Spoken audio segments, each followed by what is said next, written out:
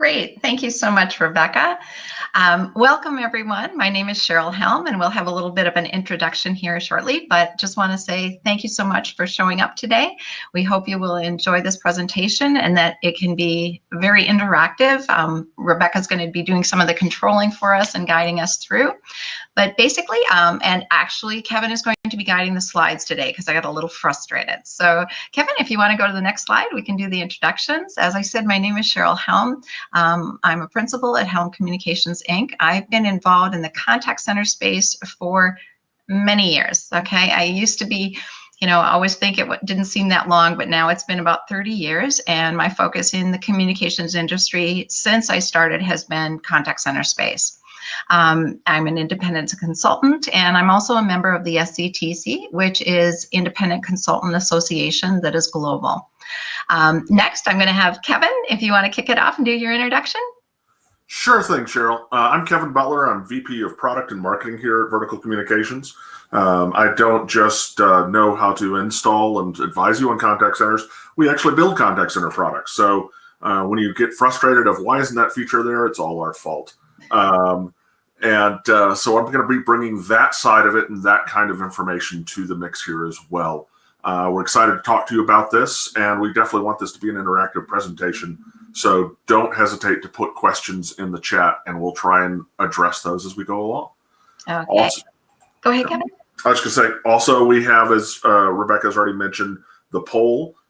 This is the URL to use, but it's also in the chat of the web session that you can use as well.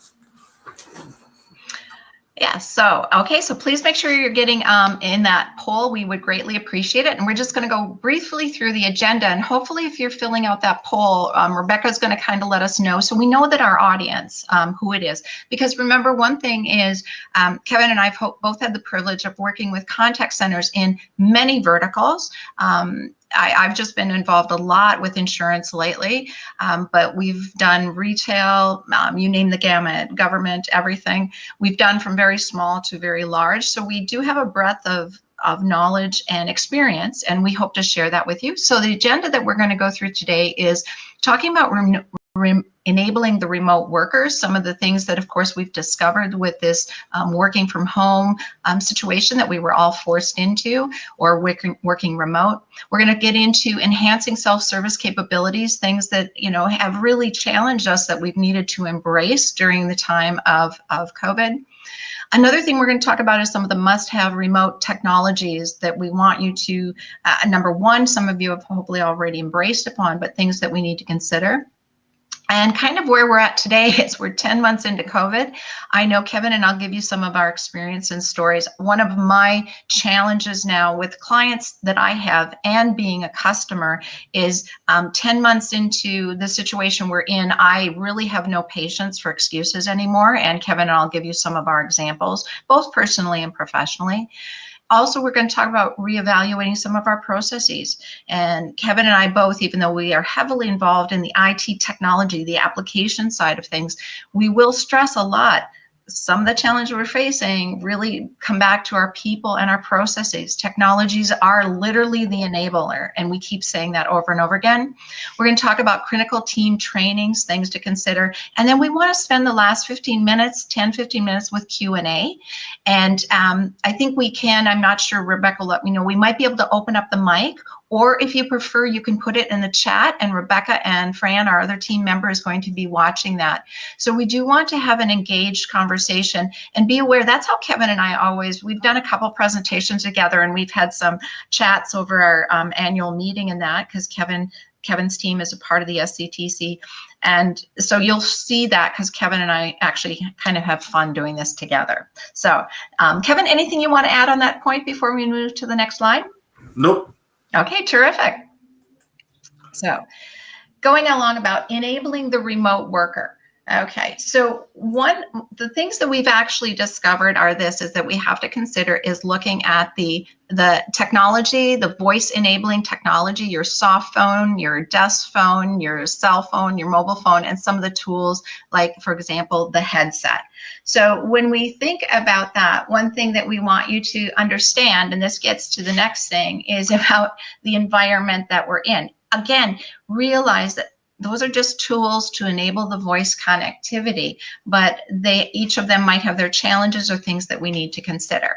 So next slide on that one, Kevin, please. Well, just real quick, a couple things to talk about specifically here is you need to think about how you're taking your remote contact center team and enabling them with specific devices. It's very important to not just leave this to the end agent and say, oh, hey, yeah, you need to have a microphone. This is something that's going to really impact the quality of the entire call. And so you need to think through the steps here. We've seen contact centers where they just said, well, everyone's got a mobile phone. We'll just send calls to the mobile device. And the end result of that has been very, very up and down and iffy, depending upon the quality of the mobile device that the individual user has. So there needs to be some real ownership. Now, one of the things that I always stress for people is that most of the time you actually already have hardware for those contact center users before you sent them home. That would be the desk phone or the headset that they were already using. And if you can come up with an inventory process to track those, then one of the best ideas may be to send those home so that people are using equipment that you already know works, equipment that's already going to provide a quality audio process. Because not all pieces of equipment are the same. A $19 headset that you bought at Walmart is not the same thing. And so that is something you really, really have to take into account. The desk phone has some really, really powerful technologies if it's a quality phone that may be of real value. But there are two things that we found that you have to think about before you start saying, oh, everybody just take their phone home, their desk phone home.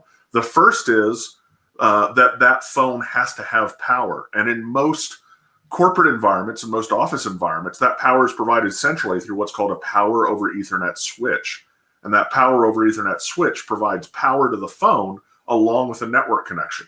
The problem with that is nobody has a power over Ethernet switch at home. Okay, I have four. Kevin, and I'm going to interrupt you because when Kevin and I were preparing this, everyone, both he and I laughed because we both have power over Ethernet in our house. In fact, I have my own PBX because my husband and I are both in the same industry. So Kevin brings up a very good point. Even our IT people that are, so used to dealing with this technology, they've made the assumption that when we sent our agents home, that some of these things would be there. I know, Kevin, and I'm going to have your input, but the input I found is most of my customers were like, well, no problem. What we're going to do, depending on the equipment that we had in the office, whether it was a premise-based or cloud solution, some of these things, we had already been using the soft phone. So the easy thing was, well, what we'll do is we'll let the voice path just come, as Kevin said, over their mobile phone. Then the challenge becomes, as Kevin said, the quality. Then he also said, do you have a proper headset? And even as Kevin was saying, and I want you to go on with the dialogue about that home phone and, or I should say, the desk phone and bringing the power over Ethernet, because those are things that we often didn't think about. The first thing that most of my clients thought about is give them a laptop, send them home, and use the cell phone. Kevin, was that what you found with a lot of your clients? I know, remember yours, but most of mine had not moved remote yet, which I found fascinating because the contact center space has had that capability to do mobile and remote for so long. We just hadn't embraced it. And they'd already done it with some of the sales or marketing, but sales and marketing are really just going to use this thing and then, VPN for their desktop apps. That's not how the contact center actually works. So Kevin, what was your experience with your customers when you went forward with this? Yeah, so part of what we saw was that this was an afterthought because people were scrambling. And so they just said, yeah, send them home with their laptops. Many of them had to get laptops because that wasn't what people were using in the office environment. So there was a focus there. But then the audio path was a secondary consideration until it started to become a real problem. And I'm going to interrupt you because it's amazing, because if you have a contact center, the audio is what's so important. I mean, we need both, right? I mean, I couldn't run my contact center without my applications. But the key thing is, if I don't have good audio, I mean, I was frustrated. I was surprised. My major bank that I do banking with, they had remote agents on the business side. But when I went through the personal side, because they had different types of agents, it was amazing. The connectivity and the quality of the voice was not good. And that's just one. It was a major client. So Kevin, talk a little bit more about that experience. Yeah. So the other key problem that we run into is you either have to have a quality headset, which, as Cheryl pointed out, you can take the soft phone home and take the headset with it. But once again, you need to think about an inventory device, because these quality headsets are several $100s worth of equipment that the company owns. You need to think of how you're inventorying it. Do you have the serial number off the headset? Do you have accountability for the person to bring it back, to return it? Those are the important things to think about that may not be in your normal process. But the other problem there is we just talked about Ethernet, and that's how phones work. If you're going to use the desk phone, the Ethernet connection is probably not in that person's house either, or it's not accessible. You ask a person, oh, just plug it into the network port, and they'll be like, what are you talking about? I have Wi-Fi in my house. What network port, right? They might have a network port, but it's probably in the basement down somewhere or out in the garage. They don't even know where it is. So that can become a problem. And one of the things that we've helped people enable with is you can add to a lot of phones, particularly the really popular Polycom phones, you can add what's called a Wi-Fi dongle. And I'm going to turn on my video just for a moment to pop up in the corner here. If you all can see me. So this right here is a Wi-Fi dongle. It's just a little USB port piece, and it can plug right into the side of a phone. So, well, you can get there. And I can just plug this in to this port on the side of the phone, and it becomes a Wi-Fi enabled phone. Now, it still needs power. Got to plug into the wall for power. And that's the other thing, is making sure that you actually have a power supply for it. Right. But that is a simple way. And these chips, $15, $15 to $20. They're not expensive. So that's not something that has to be a big ad, and you can take full advantage of that phone at home. Mm-hmm. And so the thing is, to be fair, as we were looking at this and coming up with this presentation, things that in some senses seem so obvious to us, things that we were so used to handling within the office, right? Proper headsets, making sure that the voice quality was good, all the phone feature functionality, even if you were using the soft phone, right? That, you had all that equipment. And unfortunately, what most people just thought about was, let's throw them at home with a laptop. There was that whole situation, and then let's figure out the voice afterwards. And most of them were using cell. And personally, based on my experience, cellular quality is not the quality that we require in a contact center. So that's my 2 cents on that. So we can go more into depth, but we just wanted to have you think about that.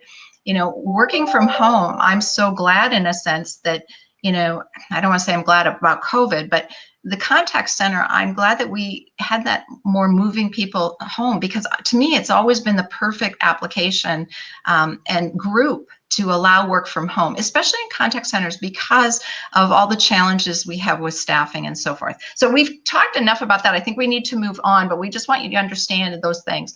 About just the tools that we use, and the voice quality being like absolutely paramount that it's good.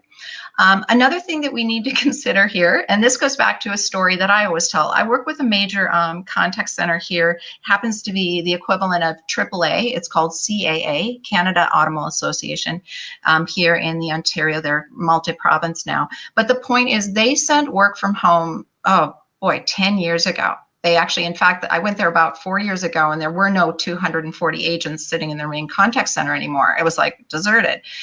However, the challenge when talking to the IT people that I knew well that supported the contact center, they had made it clear from the very beginning that you have to have a direct connection.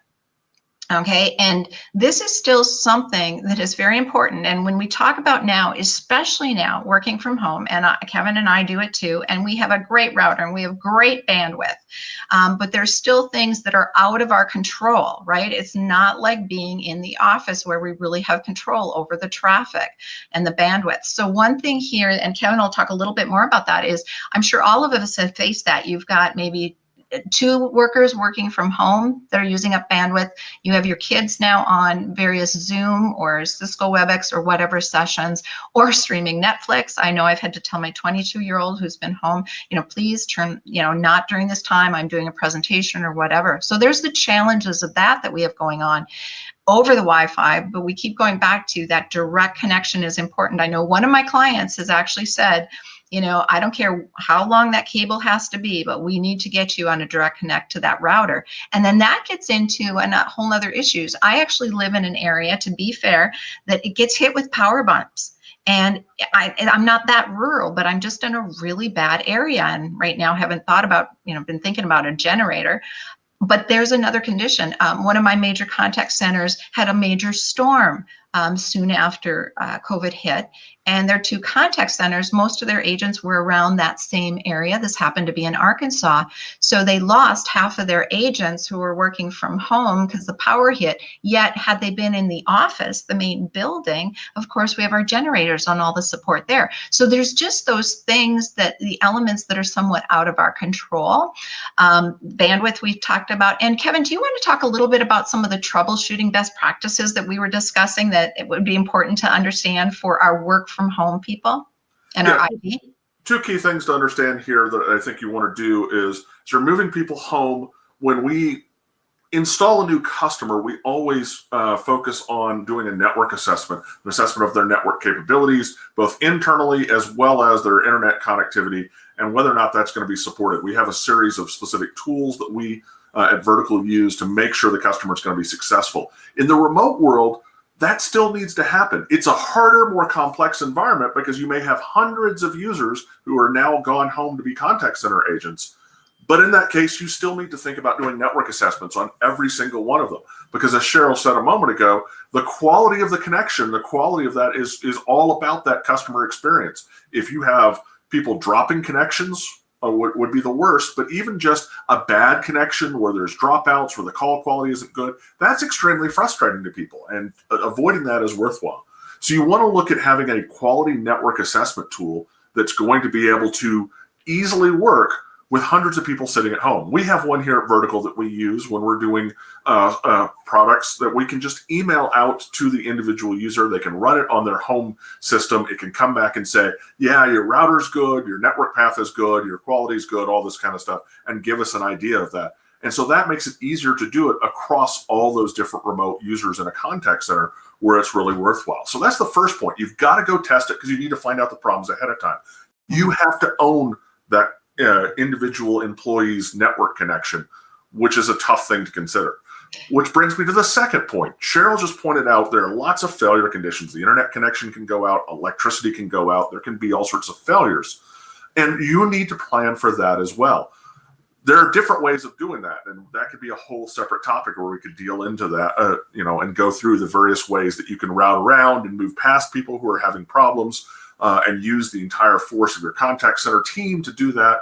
But one methodology to seriously consider, since this is your contact center, it's got high value customer experience going on, and it's important to you, is for around less than $150 a month, you can put in a device into each agent's home that will take their existing internet connection and then give it a backup cell connection. And that cost includes the cell connection as well. So if they ever do have these kind of outages, they can pop over and continue doing everything they were doing before using cellular LTE. And cellular LTE has a great coverage pattern today. It's really, really phenomenal. We have customers who use it for rural stores in like Wyoming and Nebraska, where it's the only fast internet you can possibly get there. There is no Ethernet connection of any kind available. You just can't get a wired connection. So that's one of those things to consider. Now, that can be, a serious budget piece when you're talking about a large contact center, 100, 200 agents. But it's a question of quality trade-off. Is it worthwhile to make sure that person can always be available, even when there's those failures and outages? And Kevin, I'm just going to chime in because this will go along with what you're saying right now, because you've got great input on all that technology side of it. And I think this is one thing why those that are listening in, we would really like you to leverage that knowledge and experience. I also wanted to chime in about that troubleshooting best practices, because being fortunate, both Kevin and I are on the IT side, we know how to troubleshoot. I just wanted to emphasize too that what we do need to consider, where it talks about best practices. Our IT people need to be much more patient with home users. I've found that's one thing that I've talked a lot to my IT support team, because it was different when I was in the office, right? They could walk over, or they had someone, I could work with someone next to me or lean over my cubicle and ask questions. Even when I was having some issues on my, let's say my desktop or an application, or even my headset, troubleshooting things like that. So what we do have to consider as we look forward to is how we are interacting with our agents, our CSRs that are working from home, and being actually proactive, everyone. So this is not just IT's responsibility. I really want my supervisors and managers to really focus in on how do we provide those tools and techniques and work items, if you want to call that, to really leverage and be respectful of our people working from home. Just because I know we're running out of time, because Kevin and I can do this forever, we better go to our next slide so we try and cover all the topics we promised you.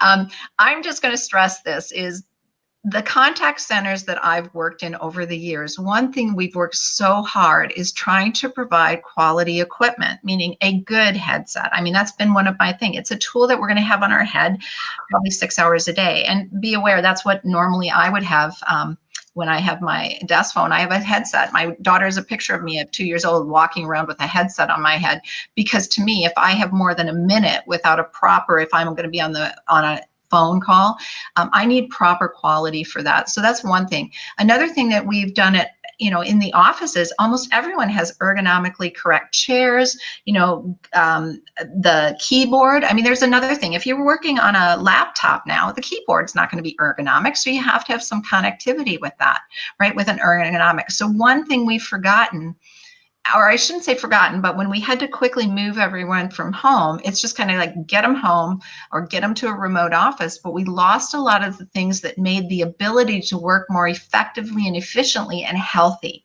So I'm going to stress that here, that this is one thing we have to understand is that, and Kevin mentioned that, is when we're going to be paying for some of this technology, for our agents to have a better quality, let's say, voice experience, like Kevin was just talking about that.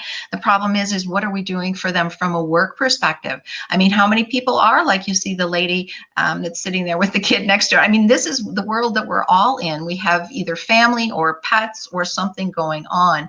So making sure that we have the right tools that allow that noise canceling.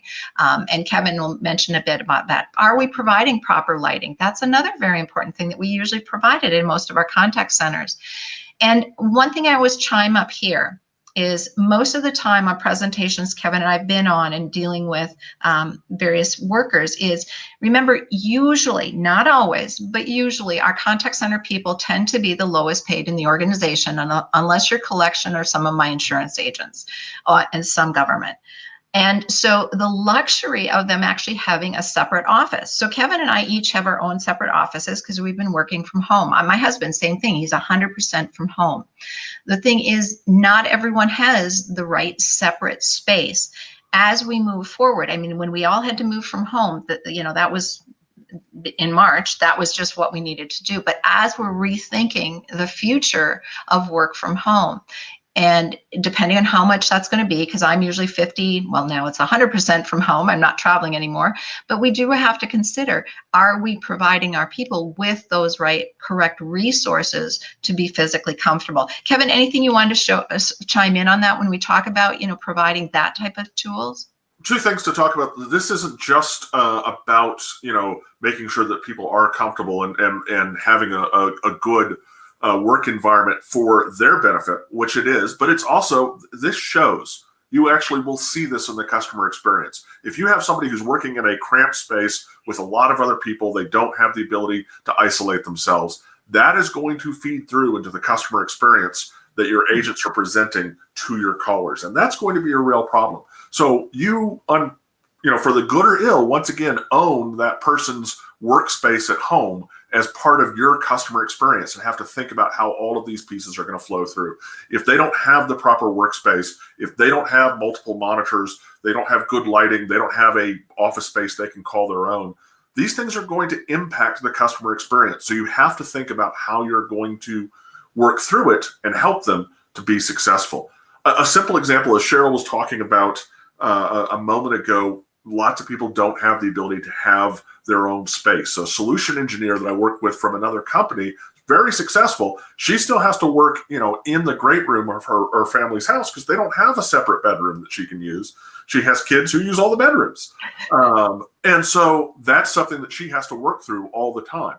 The reason I bring it up is there are solutions to these kind of things. There are technology solutions. Cheryl mentioned a moment ago, noise cancellation. The higher end headsets and certainly the better phones that you can take home have the ability to do what's called audio fencing, or screening out the background noise. The kid who's yelling on their Zoom session just down the table a little bit, the dog that's barking in the other room. All of those things can be canceled out to some degree with the right technology. But it's something you have to think about and be intentional about and realize you own all this. Because if you don't, the experience working from home is going to be bad for the agents, but it's also going to be bad for the customer.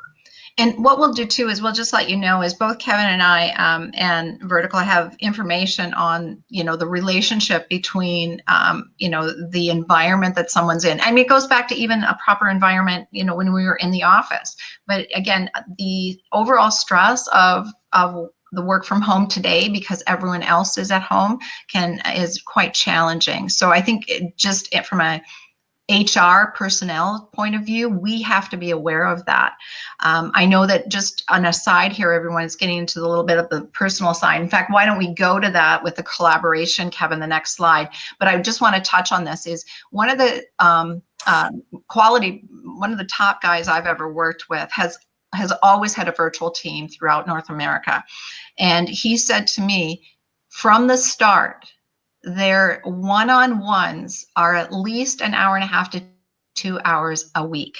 Now, I know a bunch of you right now are just dropping your mouths because most of you are saying to me, I'm lucky if I get 15 minutes or half an hour with my CSRs. So you're for your team lead or a supervisor. The point is, a work from home environment does require more time to interact with that individual, not just about work, but potentially about the stress of what's going on and how to enable, like all these things we've talked about. You as the manager need to be interacting with your people more and making it very deliberate. None of this quick chat message or, we're looking at all these collaboration tools. I'm amazed that a lot of my agents, what we've been talking about is, I'm getting the message board and I'm getting emails and I'm getting, a chat and and then, and they're really frustrated because they're trying to concentrate sometimes on their work and they're being interrupted all the time. So there's another thing that understand is we've got all these wonderful tools today, to be fair, but we're also inundating people even more with messaging. I know in the contact centers that I worked in, they very much controlled who had access to what tools, and even message boards. Because again, every time you're getting interrupted, I mean, like I just said, I took my phone and I've got everything on silent. I've turned off all my, alerts right now because I'm finding we're getting very distracted in this environment. And besides everything else going on around us. So just be aware. I think this is another area that can really be helpful if we're using our tools correctly for not only internal communications, but also as we look to communicate with our clients. Kevin, is there something you'd like to add at this particular point? I think the key thing here to follow on what Cheryl is saying is you need to think about what tools you're using and what tools you're supporting, because everybody has jumped on the collaboration and chat and message board and room communication. Your CRM probably has something. You probably have something from Microsoft. You probably have something in your communication suite. Your contact center piece probably has something, and it's probably too much. We like to talk about unified communications in our space, and this is where unified really is the key word here. You really need a tool that has one interface for dealing with all of your contact center queues and your contact center interactions, and that's where you should have your collaboration.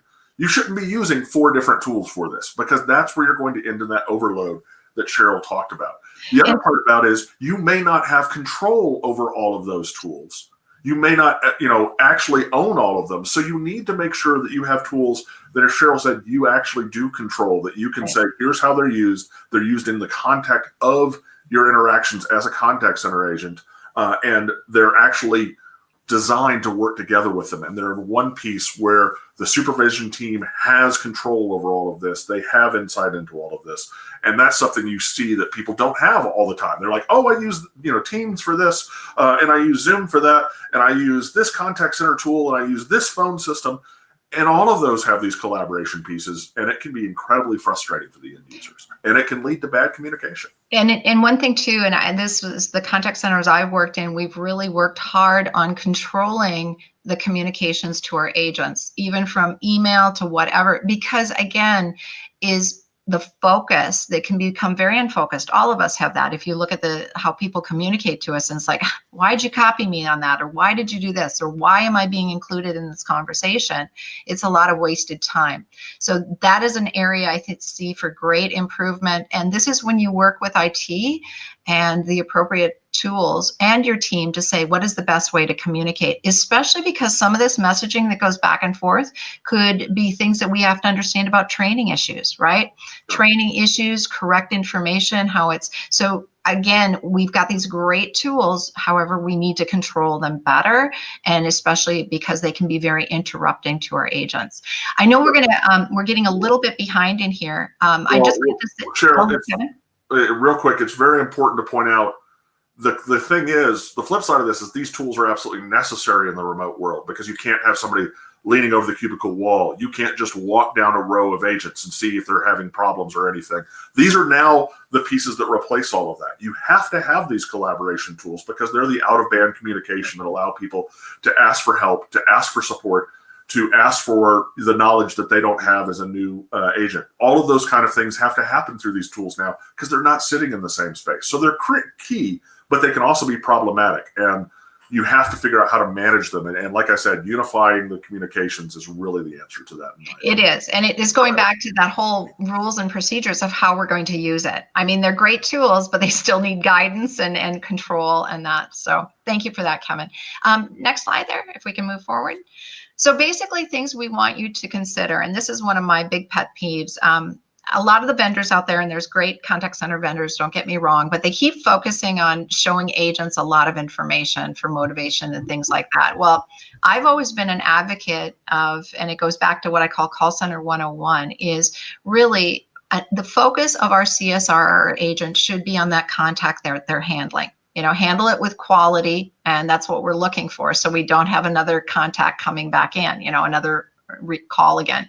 So a lot of times we've actually taken certain information about the traffic within our queues and things like that, and we're not even showing our agents, because the goal should be is that they're handling it with quality, then again, and doing the right thing.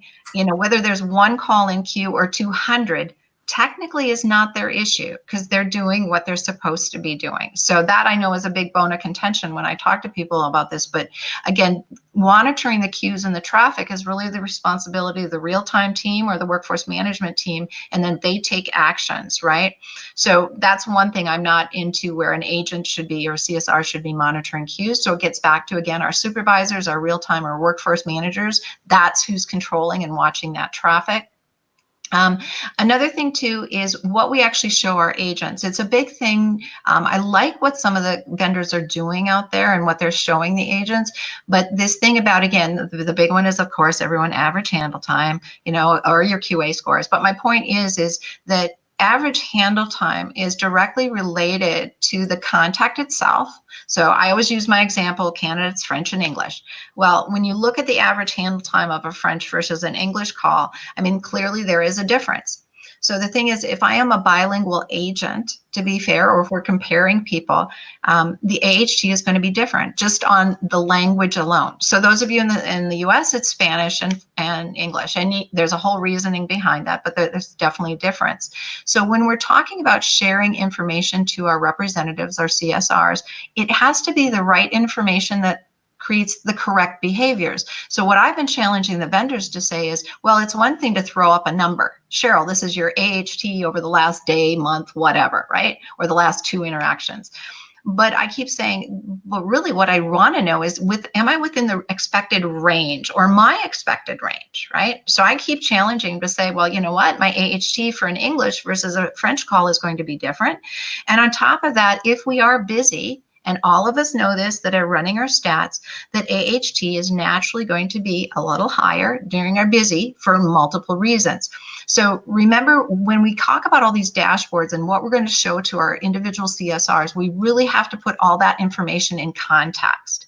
So that's another thing. Kevin, is there something you'd like to share on that when we talk about dashboard capabilities? No, I mean, the only thing is I think there is a tendency for people to think, oh, okay, my agents are now remote, they're further away, providing more information is helpful. But just like we talked about with collaboration, it can achieve overload and get the agent distracted from focusing on what they need to focus on, which is the call in front of them, not the 3 calls that are behind that, or how many calls are waiting, or any of these other things. They need to focus on the call that's in front of them, handle that with quality and move on, and allow the supervisors to do their job, which is to make sure if there are problems, if there is, a backlog developing, to go through the processes that you have, adding agents, redirecting calls, whatever's going on. The agents don't need to be worried about that because, it's great to think that they need more information out there feeling isolated, but they don't need this information. That's my opinion. And actually, that'll kind of get to our next slide because, again, this is my bailiwick. I love metrics. Okay, that's exactly where I started my career years ago. But the whole point is as you look at your metrics, is making sure that we're providing the correct or the metrics that best motivate the person in the direction we would like them to go and doesn't demotivate. Another thing that when we talk about metrics, I always remember people were nervous about putting contact center agents at home. And I kept thinking, this is ridiculous because I can measure my individual CSRs or my team's productivity because we collect metrics on everything, whether they're at home or whether they're, working in the office. So the thing is actually I'm glad that now people see that having our CSRs work from home is definitely a possibility. And really what we've always found in the past is when you've qualified who's going to work from home, because it used to be a privilege, we always used to say that, our metrics show that they're doing the right thing. Okay, or that we as an organization are driving the right behaviors because we measure everything in a contact center. So this is a whole nother discussion. We've kind of touched on it briefly. So we'll just go to the next slide. But I will ask in the meantime, we had done a few polling questions, Rebecca, and part of these when we talk about metrics too is understanding where you are at. And so Rebecca, can you just give me a couple things on the polling back that we've gotten about the group and the size of the contact centers we have out there? Absolutely. I'll pull that open for you. So the polls that we receive, we have a group that's between the size of 1 and 50. They have integrated channels with voice, email, video, mail, texting, and chat. They're not integrated, and their end customer is B2B. And then finally, their greatest contact center challenge is distributing phone calls to multiple individuals. Oh, distributing them. That's pretty straightforward because that's usually what a contact center routing solution will do is distribute it appropriately based on the parameters that you've driven. We might want to take that one offline because that's what a quote unquote ACD or automatic contact distributor or routing does. I will tell you though, is if you don't have what we call integrated channels, and we'll talk about that in just a little bit. If you are using a separate routing channel for your voice that's separate from, let's say, your email routing, which is probably Outlook, and then you might have another for, let's say you've got something called, I don't know, a certain CRM that now says we do chat. That becomes a challenge because you're not utilizing your agents very well because you can't actually route based on a lot of parameters because the solution isn't integrated. I'm staying away from the word omni-channel because that gets too buzzwordy, but when we use the term integrated, not only can we do better routing and routing rules, because do you want to present that SMS before the voice? I mean, again, or do you not? I mean, those are all decisions. And to whom does it go to? And then how do we prioritize our CSRs or agents within that contact? It is very frustrating having agents having to have 2 different platforms they're logging in. And on top of that, what's even worse is we have to collect metrics from 2 different tools or applications, and they don't make sense. Like, again, those that are doing the, let's say, the chat or even the email routing, and it's separate. It's like, have you ever seen what it's like to see contact center data from a voice side? So I'm very much into the integrated approach because that allows me to bring my contact center metrics together. Right now we have Zoran is on the call, and he and I are working together because we've noticed that when you have these disparate channels that we have to be trying to make the data make sense. So metrics is a big thing and a big importance here. So we'll just leave it at that. I'm very much a proponent of integrated. So, and we can take that offline. Could we go to the next slide and we'll talk a little bit about self-service, because we have so many topics we wanted to cover in this and we're behind. We do, but Cheryl, real quick on the point of, hey, the coming back from the polls of just the base challenge of distributing calls to multiple different users. One of those things we're talking about a lot of very high-end pieces that can be in very high-end contact centers. But if you're just going, oh, I need these capabilities and getting started, there are different levels that you can get into. And this is something that Vertical can honestly help you with. There are different levels and complexity of contact center. You may need to say, hey, look, I need to ring 10 people and get them customer service calls, and I need to have some base metrics. It does not have to be super complicated. It doesn't have to be a huge undertaking. There are more basic call queue capabilities that we can help you with on that. So don't be intimidated. If Cheryl and I are throwing huge amounts of stuff, you're like, I have to think about all of this. It can be simplified. Well, yeah, that's kind of what we're here for, guys, because we've been around the block and we've done some of this for so long. And for us, for example, even if you aren't, you don't have your different channels integrated yet, it's what would you integrate first? So I'm dealing with a customer right now. They only have voice. They don't have email or their web chats even integrated yet. So we are in the process of saying, what's going to be the best tool? But there's many ways and many applications out there that you can do this with. One thing that we've noticed in this is really that's been so important is self-service capabilities. So when we talk about self-service, the thing that Kevin and I really want to point out here is, and if you want to go to the next slide, Kevin, it's more than just come in, press 1 for this, 2 for that. Okay, really, we're well beyond that. We need to start looking at tools and applications that allow us to bring more self-service capabilities because our clients do want that. Okay, I am not an advocate of pushing self-service because I like the idea that my customer can actually reach out in the channel that he or she is wanting to communicate with at that time. So, for example, one of the things we talked about is your integrated voice response system. Okay, really should have the capability of doing both voice recognition. Okay, so in other words, I can talk, say, press 1 for English. I could say English, or I could say Spanish or French, whatever. And then the capability of also, instead of always putting in my card number, so I get irritated when I have to say my number. It's like, no, let me use the touch tan, the keypad. Because again, if I'm in an airport, and Kevin and I both were laughing how many airports we used to always be in, like 3 planes every month. But the point is how many times would you hear people actually saying their credit card or giving information? I mean, that is where your IVR has to have the capability of doing both voice and digitone capabilities. And that's just a standard off-the-shelf offering now for most vendors out there. So and we've had to enhance our self-service capabilities because for a lot of my customers, volume has only increased during this time of COVID, and it still hasn't dropped yet dramatically. Anything you'd like to mention, Kevin, on the IVR? Real simple is that when you're doing, a touch tone system or a voice-based system, you want to have analytics to tell you what's successful or not. You want to know what people are choosing the most. If your choice that everybody's going to is option 8. First, you probably shouldn't have an option 8. That's probably too many. But the second part about that is that option 8 probably needs to become option 1 or 2. And so you need to have analytics that are telling you, here's what people are hitting the most. Here's the most used path through my IVR system and where they're going and what they're looking for. And figure out how to shorten that path and make it more accessible is one of those things where you're going to really improve the customer experience. And one other thing that I always talked about when we were doing implementations of this is please make sure you have a person outside of your industry, okay, listening to this and being part of how do we best, facilitate this type of self-service.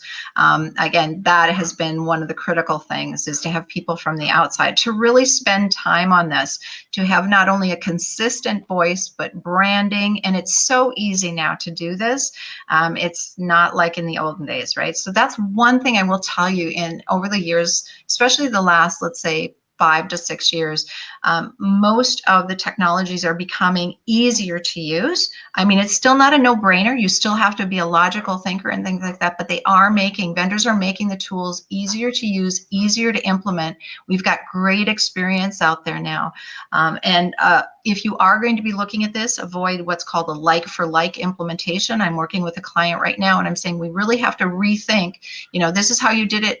Have been doing it for many years. When we start to look at the new technologies and how we're going to bring them in, start to rethink how we want to do our customer interactions. I think we better move on, Kevin, because we're falling just a little bit behind, and we do want to have a couple minutes for you people, for everyone to have some questions in that. Customer feedback opportunities. Okay, first thing I'm going to throw out there is please watch how you use or ask for customer feedback. I know I tend to be, because I'm in this industry space, I try to always give feedback when businesses are asking me for that. However, I'm finding that too often we're not being very careful about how we present that feedback and giving the customer the option of how they're going to give it. So again, not everyone wants to, answer something through, let's say, MailChimp. I'm just trying to give you examples, but try and think about, how do I solicit information and garnish information back? Because the whole thing is to get information from our customers, not to just present a CSAT or an NPS score. I mean, that's just a waste of time. What we're really trying to do is get feedback so we can better improve our services. And I always go back to, I worked with a fellow called Brad Cleveland. You guys may be aware of him. That's my call center 101 is where I learned it. But the point that he had said years ago, I think this was my first 1996 introductions, where he said, if that contact wasn't necessary in the first place, it wasn't a good contact or a quality call. And what he was meaning by that is your representative or your CSR could handle that interaction very well. But if it wasn't important, needed in the first place, okay, it's not a quality for the organization. So if I'm calling in because my bill, I have a question on the bill. Now, granted, is that because we changed the bill and they can't understand it? Like, how can what we're trying to do is proactively reach out to our customers. And that's what I keep saying is, if you know the service person that you've sent out there is going to be late. I'm thinking I dealt with Home Depot and one of their installers. And one of the challenges is trying to coordinate, especially now, all the things going on. And I kept saying, what we have to do is, if we know our installer or someone's going to be late, we need to be proactively reaching out to our customer to let them know that, so we have more control. So think of it this way: when we talk about getting feedback from our clients, it's to improve our services. And that's one thing. Be aware, we're having very low overall feedback from clients now, because they're being inundated with people trying to get information from us. So that's one thing I've discovered. It's very challenging to get good feedback. Kevin, anything you want to add on that one? Nope, don't want to provide too much feedback. Let's move on to the must-have technologies. Okay, good. So let's go on. So self-service. Oops, am I going the right way? Oops. Oh. So we're at monitoring and assisting technologies. Okay, unfortunately I'm seeing Fran on the slide right now. Is that my fault? I'm not sure what. Okay, so for some reason, as I'm looking at the presentation, I'm not seeing the slide right now. So, okay, let me just go back. So basically, okay, must-have technologies for the contact center. Okay, yep. Going on with that. Well, of course, we're going to have monitoring and assisting. So we've already talked about the metrics that we have to be able to provide for our supervisors and our workforce managers is vital.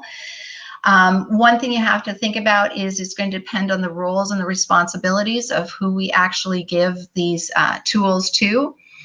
Another thing too is, when we're talking about the information that we're providing, let's say it's the real time, we not only have to provide with our supervisors and our agents the type of tool, or information, but also we have to have response times of what action should I take. So one thing that happens is already people talk about if there's so many contacts in queue, or if our service level is this, or if our ASA is that, all the typical metrics we look at, they might highlight it on the screen, but it doesn't really make sense because it's not a static metric. So for example, when I'm staffed with more people, I know that I can have more contacts in queue, waiting in queue, and still achieve my service level, or let's say ASA goals.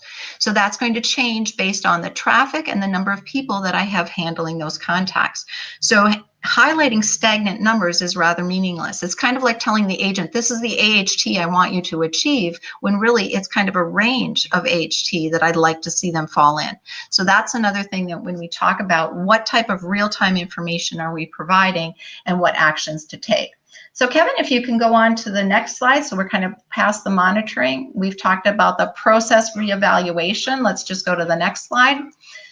So one thing to think about is when we look at process for success is how are we going to evaluate our success? So when we look at that is when we're looking at our shifts and how we're managing that, our oversight methodology, how are we going to adopt responsibilities to the agent's environment? So that's what Kevin was talking about earlier too, is as we've shifted to this work from home or even satellites, what are going to be the roles and the responsibilities for us to provide that in the environment?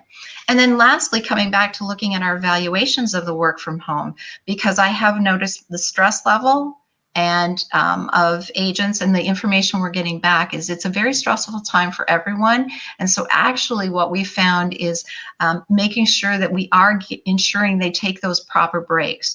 Most people, because they're working from home for the first time, are actually almost overworking. And the problem is their productivity is actually going down. There was a study, and I can't think of it off the top of my head. Rebecca or Kevin, maybe we can make sure to provide that to everyone. There was a study showing that the productivity is actually going down now over the months. Kevin, have you seen that one by chance? I haven't.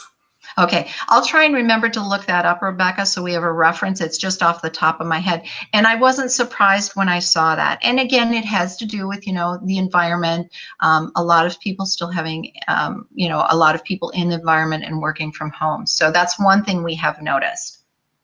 And the one other thing that I'll mention here quickly is that this is the prime place to be looking at what we talked about early on about the workplace environment, which is now people's home, and what challenges they have, to start talking about what the individual challenges are for the agents and how you can help address and adjust and assist them. If you haven't done a great job of dealing with those things that we talked about earlier, you can start adding this into your team here and saying, well, how is your workspace? Do you have a separate area? Do we need to get you noise canceling headsets? Do we need to get you a better chair? And start thinking about those things, because it may be these kind of things that are, causing a failure with the agent's performance. It might not be the agent themselves and what they're doing, but it may be that they've got that weak environment we talked about earlier. Okay, good. Thank you for that. And basically, we'll just go on to the next slide there, and we'll talk about the training options. One thing that's becoming very important is that proactive outreach. So again, what I'm really going to stress is that we make sure that we are reaching out to our CSRs and spending more of that one-on-one time. I think that's going to be very important. And last but not least, let's just go, maybe we should just skip to the end, because again, we'll talk about motivating your agents, and let's just go to the end, because I hate to just kind of rush through some of this. But what we want you to consider is, we're 10 months, almost 11 months into this work from home environment. And, we've all learned a ton, and we've tried to just share some of this vast array of information that Kevin and I both have accumulated, and you have too. With the last couple minutes remaining, we wanted to have a little bit longer time for Q&A, but as you can see, Kevin and I just want to share a lot of information. But Rebecca, were there any questions that you would like to bring up? Sure. One question came in here, and it says, what's the biggest mistake you see in remote or mixed venue contact centers? Okay, when you say, I just want a clarification if you can, it says, what's the biggest mistake I see in a remote contact center environments. I think the thing is not realizing we need more time checking in with our people, especially during the time of COVID. I think that, I know we're overloaded with volume. I mean, most of my contact centers have been, because people are at home. They can, touch base with you more. But the key thing for me is ensuring that we're reaching out and providing not only the HR, human resources type touch points, but trying to also provide a good environment to, have I don't want to use the word Zoom, but some type of a one-on-one, not just a whole group, but like a small team meeting. We used to call those, one of the centers that I worked with in Minnesota, I'm going to mention them because I think they're a great contact center. They won Small Contact Center of the Year award 2 years ago. It's called Go for Sport. But Beth worked really hard in, making sure they had their stand-up touch meetings. It wasn't going to be long, but they always had a really good morale by having the stand-up quick touch meetings and team leads being in touch with the individuals there and creating a very positive environment. So, and fun. So it's now we have to try and ensure that we can do that at home too, when we've got our remote people, whether it's remote centers or working from home. So that's been one of the key learnings, I think, is, technology, I hate to say it, even though we all think it's the hard part, it isn't. Kevin has great solutions, but it's providing that good morale and touch points. Kevin, how about you? I would actually say the other piece of it is something you mentioned earlier, which is supporting the technology. It's not necessarily the technology itself. It's the change when the technology breaks, when there's problems, when something doesn't quite work. It's a different skill set. And it's, to your point, it takes more patience, it takes more time, and we have to plan for that. I think that also then extends to dealing with the flexibility of the situation we're all working in. I've talk with people about doing presentations all the time and say, we've got to all be accepting of the fact that in the middle of someone's nice professional presentation, a cat may jump up in front of them and start rubbing against their face. And we have to accept the fact that our CSRs are going to have to deal with the fact that their 6-year-old may not be able to understand the Zoom worksheet that was just put out to them that they're supposed to be working in, and may all of a sudden come crying in to talk to them. Having patience in all of it is just absolutely necessary, because we're all dealing with these kind of things, and it's not something that anybody has any choice on at this point. So just have patience. Yeah, that's a good one. Yeah, I have patience. Is there another question, Rebecca, that's come up? Yeah, we do have one more here. This one reads, which metric do you focus on most when your agents are remote? Oh my goodness. Well, I don't focus on any one. I have a whole course that I teach called the Balanced Scorecard. I mean, I use that approach, but realize that you can't. I use the word whack-a-mole, right? And you're going to laugh at me. I don't know if you guys remember, but there's a game called whack-a-mole, and we kind of joke in the contact center space about statistics. Is if you focus on one thing, it's like you get them going that way, and then they forget something else. So you really have to look at overall balanced approach. So, for example, average handle time is important because we need that metric to use in our workforce management planning. Okay, so I focus it saying, this is a range that might be important for this contact type, Cheryl, like Cheryl Helm, when I look at your stats. And what I'd like to see is if you're a newbie, might not be as good in that until I've gained that capability. So the metric actually has to move also based on my experience level with that contact. And I'm using the word contact because whether it's average handle time for voice or an average handle time for an SMS, all of that stuff. And we have to break the components apart between the actual time on that contact versus the time doing quote unquote the after call work. Now, when we get into the multimedia like SMS and chat, there's a whole ball of metrics that I get into a little separate that some of the vendors aren't as good in providing that. So that's one. We talk about quality. We'll talk about adherence to schedule, but even that has had to change. So there's always more than one, guys. It's got to be a holistic approach of a few. So this is something that I work on to have everyone understand that. And even though there's overall metrics that are important, regardless of the contact center you have, still, I always bring it back to, I have to know, are you outbound focused, retail?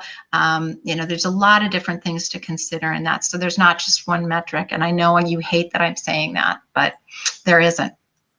Well, I'm going to go a little different and maybe cheat a little bit, but I'd say that quality management scoring is where I focus on. It's not so much about how many calls are we handling, what the average handle time is, all these individual metrics. It is about the customer experience in the end. And when you start doing the evaluations of individual calls and looking at that, I think that's where the success or failure comes in, especially with all the challenges that we've laid out on this call about working at home and going through them and everything. And I think the part that can really make the difference there and really make for a high quality experience for your contacts out to your customers is the various concept of putting humanity into everything you do, which is a weird thing to talk about in contact centers because I think people don't think of it this way. But people react and respond to the fact if you're human, if you're not a robot doing things exactly the same way, often exact script.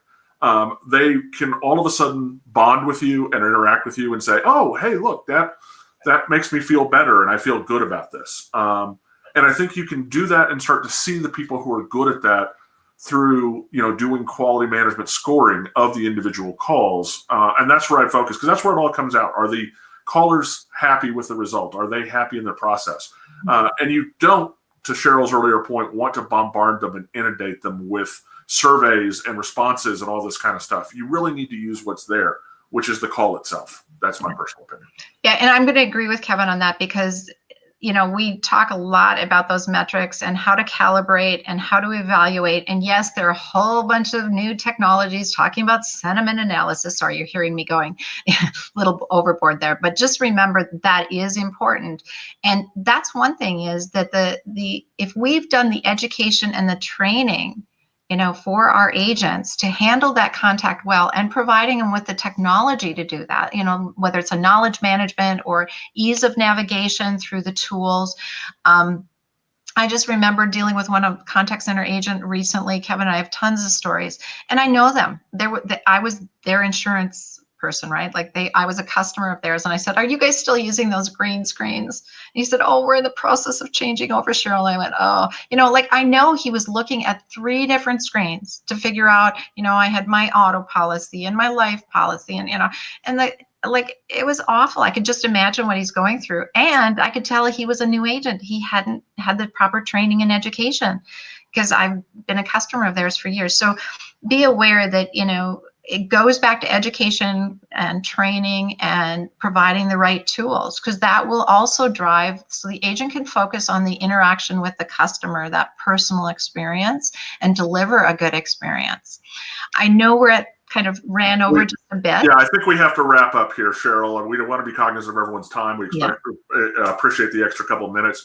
If you want to have a further discussion, either you want to talk to someone who is an independent consultant like Cheryl, we'll be happy to put you in contact with her so that she can talk to you about how you might improve or get started with contact centers.